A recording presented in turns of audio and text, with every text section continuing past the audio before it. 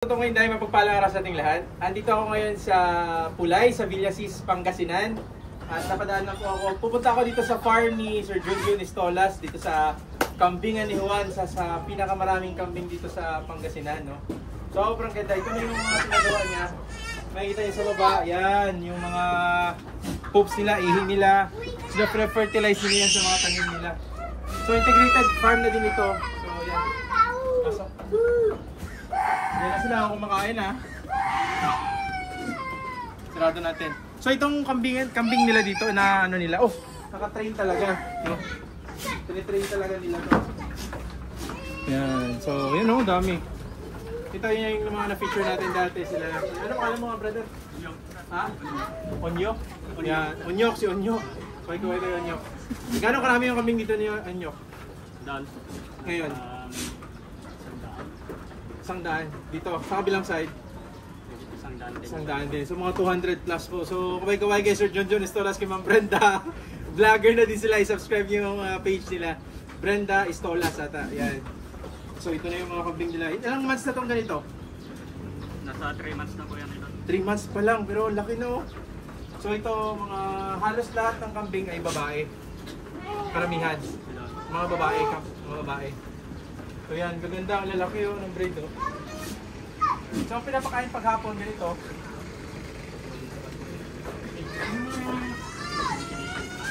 Feeds, yan, darak. Darak. Darak, yan. So yan, pakita mo yung darak oh. Yan. Darak yan. Yan. Grabe, karami oh. Ang tataba ng kambing nila. Tingnan nyo dito. Tingnan nyo dito, yan. Tataba ng mga kambing nila. So, isa sa mga idol talaga si Junjun Istolas sa pagkakambing, no?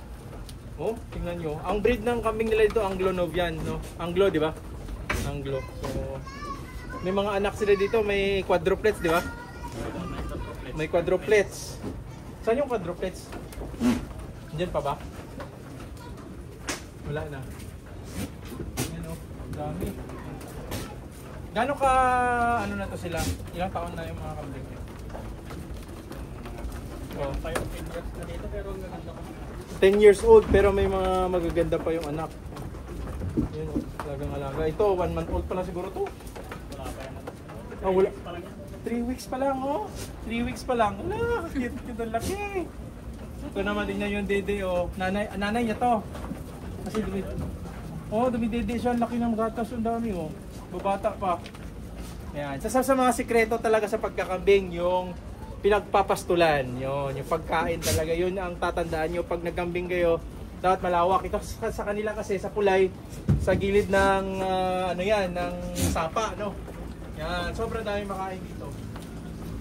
So ang schedule ng pagpapastol nila 7 AM in the morning hanggang ano oras yun? No? Hanggang 10 AM. So tapos pagkahapon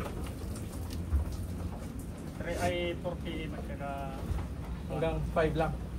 O 4 PM hanggang 5 PM or 3 PM hanggang 5 PM. Minsan kasi pag medyo malapit pag umulan, yun isa sa mga problem no kasi pag maulan talaga bawal sa mga kambing yung mga ganun, nagkakasakit sila.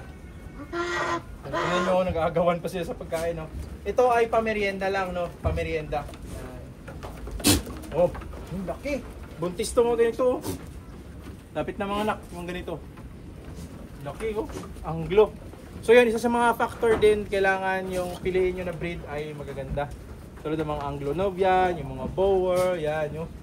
Kasi hindi kayo malugi sa pagpapalaki. Tulad nito sa kanila, maganda yung pwedeng meat type, pwede din sila sa tawag nito dairy, no? Pwede mong gatas, no? Nagbebenta pa kayo ng gatas? Marami. So, sobra 100 dito sa kabila, 100 din. Grabe, no? Dati, pinapunta namin dito, bisita. Ganito sila Onyok pa rin.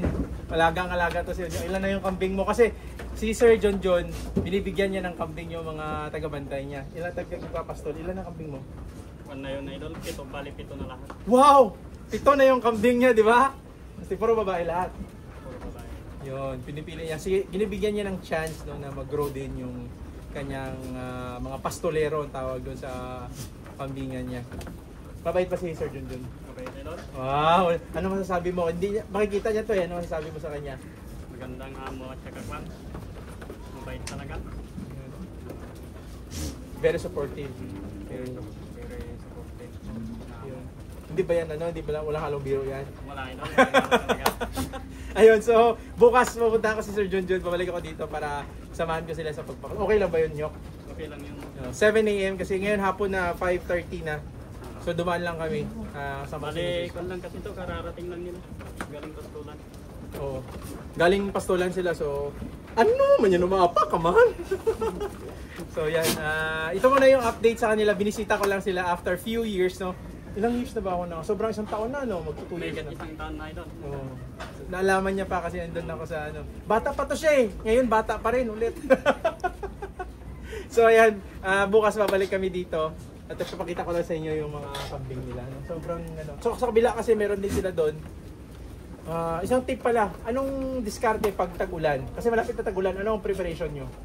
Yung kwan idol, yung mga bulati lang kasi ang kalaban pag tag-ulan. Oo. Kaya dapat hindi sila nabibitin sa pagkain.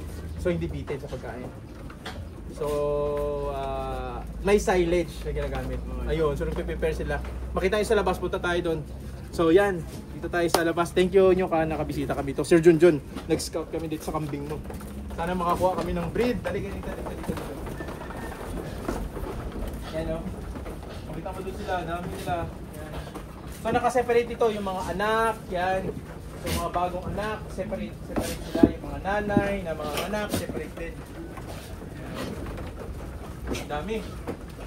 Yan. Basta tayo. Yan yung mga blue na mga mga drums, blue drums. Yan yung mga silage. Pwede ba tayo mag-open Nyok ng isa Nyok na may laman? Pwede. So ito yun. Yung Nyok ang paano natin kung saan yung may mga open. Yan, halos karamihan dyan oh. Sa likod nyo. Yan. Pakita mo sa kanya, video mo. Ito yung mga silage. Pwede ba yun open o baka hindi pwede? Pwede ito idol, dapat may pagkain agad. So hindi pwede yung ano, yung mga na-open na. Yung mga ano. So pwede open sandali tapos balik agad.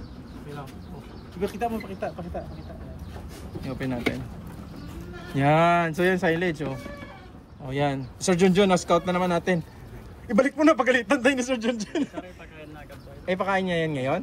Oo. Kapag naubos nila yung tips dyan sa... ngayon ipapakain din. Pwede natin i-try? Pwede. Sige, try natin. Naubos nila yung tips. Okay. Ano ba yung lalagyan? Sige. Try natin, magtulong ako sa kanila tapos bibigyan natin. Okay lang ba? Ano po? So ano lang kami dito. Dumating na yung tulay. Ito na yung tulay ng Pulay. Yan yung Villasis connected sa Rosales. Yan yung tulay dito.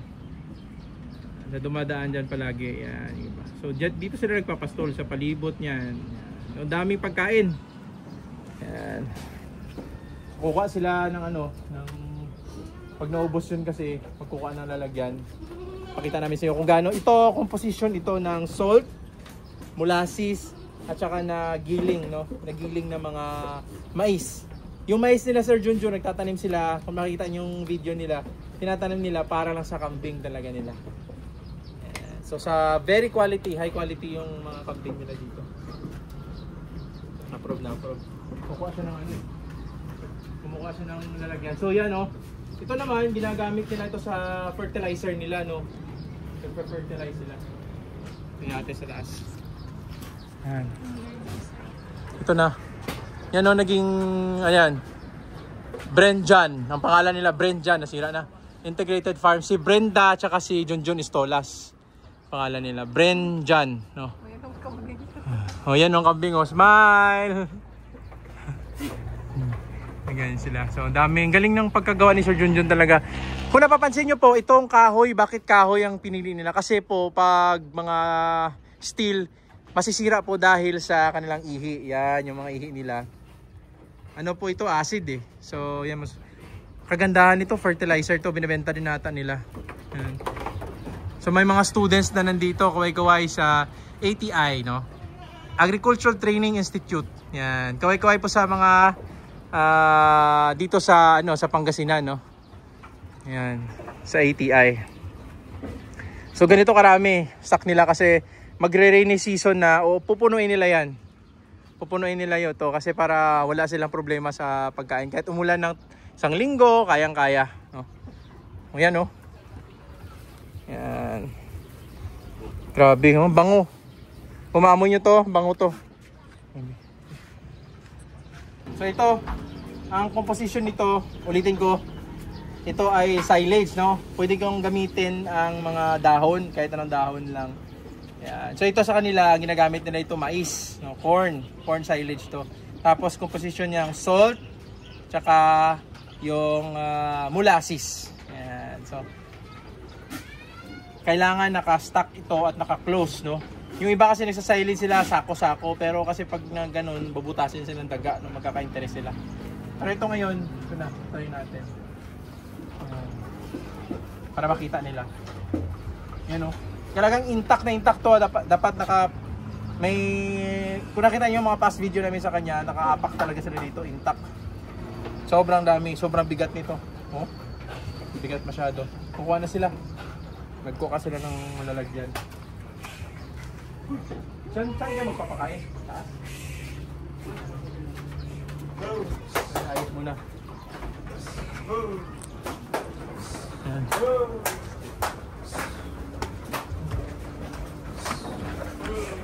Yan. Yan.